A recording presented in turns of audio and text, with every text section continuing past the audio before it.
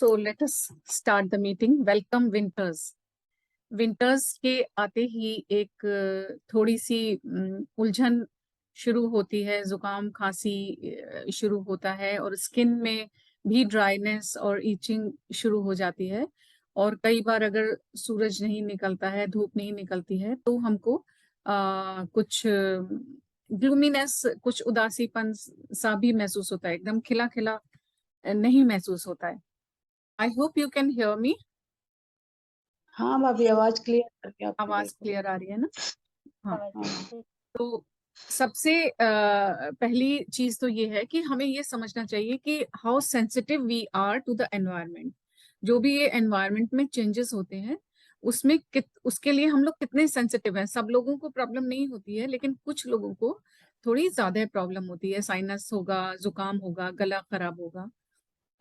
तो इस तरह की प्रॉब्लम कुछ लोगों को ज्यादा होती है। तो हम अपने अपने लिए डिसाइड करेंगे कि हम कितने सेंसिटिव हैं और हमारी फिजिकल हेल्थ को हमें कितना अफेक्ट करता है। विंटर्स जब आते हैं तो हम क्या हम बार बार बीमार पड़ते हैं या हम स्वस्थ रहते हैं? स्वस्थ रहते हैं तो बहुत ही अच्छी बात है, लेकिन जो भी प्रॉब्लम्स आती हैं बार बार विंटर्स में, उनको हम कैसे फेस करें नेचुरल वे में, अपने आप, बिना डॉक्टर के पास जाए, हम कैसे उन चीजों को कंट्रोल में रख सकते हैं। अगर जरूरत पड़ेगी तब तो डॉक्टर के पास जाएंगे ही।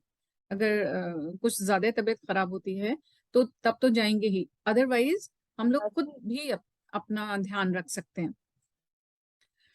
और तीसरी चीज ये है कि ये हमारे मेंटल और इमोशनल स्टेटस को भी अफेक्ट करता है। विंटर्स का जो मौसम है इसमें ये हमारे मतलब मेंटल एबिलिटीज भी कम होती हैं। जैसे फिजिकल कम होती हैं, बहुत ठंड लग रही है तो हमारा काम करने को मन नहीं होता, इसी तरह से मेंटली और इमोशनली भी हमारा कई बार काम करने को मन नहीं होता है और या थोड़ा डिप्रेशन सा, डिप्रेसिव मूड हो जाता है। तो उसको भी हम किस तरह से नेचुरल वे में ठीक कर सकते हैं, ये सारी चीजों को हम आज कंसिडर करेंगे। अगर इन सब में से कहीं किसी एक पॉइंट पे भी आपका इम्बैलेंस होता है, किसी एक पॉइंट पे भी अगर आपको प्रॉब्लम आती है, तो फिर आपको कोई ना कोई फिजिकल प्रॉब्लम आनी शुरू हो जाती है। फिजिकल में जुकाम, खांसी, गला, खुजली, एक्जिमा और रैशेस, फीवर, इस तरह की कोई भी प्रॉब्लम आ सकती है। तो सबसे पहले हम देखेंगे नॉर्मल कोल्ड एंड कफ हो तो हमें क्या करना चाहिए। तो सबसे आसान जो हमारा घरेलू नुस्खा है कि सरसों के तेल में अजवाइन, मेथी, लहसुन डाल के गर्म करें।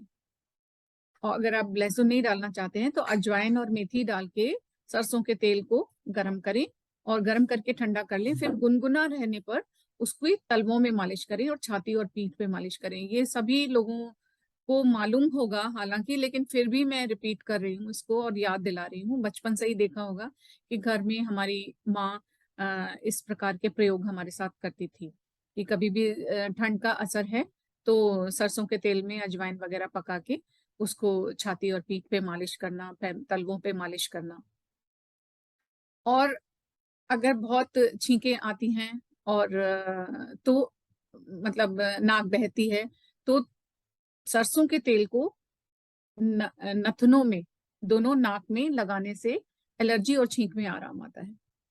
और अगर आपको ज्यादा एलर्जी होती है तो रेगुलर आप जो है स्टीम ले सकते हैं। नॉर्मल स्टीम लें, उसमें पानी में कुछ भी ना मिला।